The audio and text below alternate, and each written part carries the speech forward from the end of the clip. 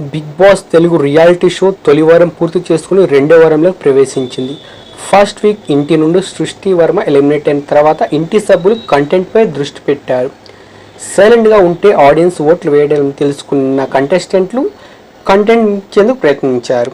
అయితే హోస్ట్ నాగార్జున అక్కినేని సూచన మేరకు జబర్దస్త్ కమెడియన్ ఇమ్మాన్యుల్ తాజాగా చేసిన హల్చల్ ప్రోమో అందరినీ ఆకట్టుకుంది.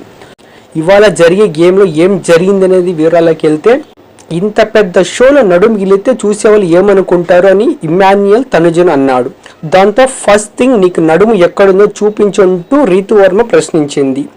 ఇదేంటి ఇదంతా నడుము కాదా అని ఇమ్మాన్యుయల్ నడుము చూపించాడు.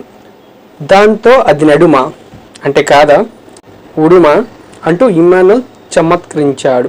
దాంతో నీ నడుము ఎక్కడుందో చూపించు అంటూ దగ్గరికి వచ్చి నిజంగానే నడుము గిల్లే ప్రయత్నం చేసింది. ఇలా సరదాగా తనుజ ఇమ్మాన్యుయల్ సన్నివేశం చోటు చేసుకుంది. ఇది ఇలా ఉండగా బిగ్ బాస్లో రెండో వారం నామినేషన్ ప్రక్రియ జోరుగా సాగుతుంది. Maryada Manish, mask man Harish, Priya Shetty, Flora Saini, Bharani, Pavan nominate అని తెలుస్తుంది.